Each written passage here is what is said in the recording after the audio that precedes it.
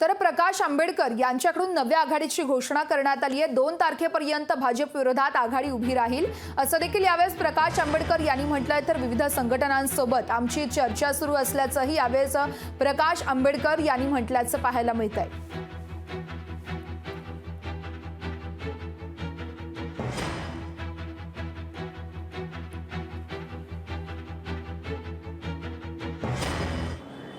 या लोकसभेमध्ये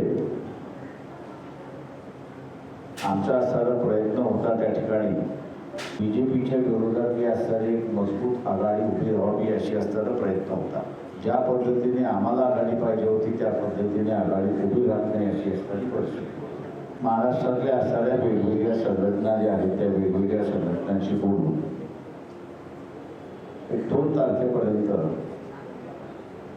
बीजेपीच्या विरोधातली असणारी महत्त्वपूर्ण आघाडी जी आहे ती आघाडी आपल्याला उभी राहिलेली दिसेल। भाजप विरोधी तिसरी आघाडी त्याचं कदाचित नेतृत्व करू द्या काय हरकत नाही। जे लोक संविधान खतम करू इच्छित आहेत त्यांना अप्रत्यक्ष मदत होईल असं कोणी वागू नये असं या मताचे आम्ही आहोत। वंचित आघाडीच्या पदाधिकाऱ्यांना बैठकीला न बोलावताना महाराष्ट्राचे एक मोठं नेतृत्व आदरणीय प्रकाश आंबेडकर यांचं वेळोवेळी अपमानित त्यांना केल्यामुळे त्यांनी तो त्यांचा तिसऱ्या आघाडीचा विचार केला असेल।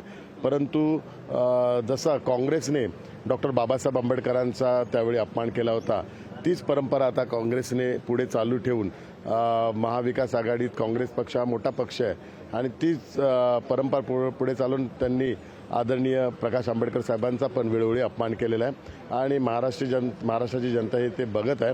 येणाऱ्या निवडणुकीत मतदानाच्या माध्यमातून आदरणीय प्रकाश आंबेडकर साहेबांचा अपमानाचा बदला मतदार घेतील हा मला विश्वास वाटतो। लोकशाही मराठी ऐका, पहा, जागरूक रहा।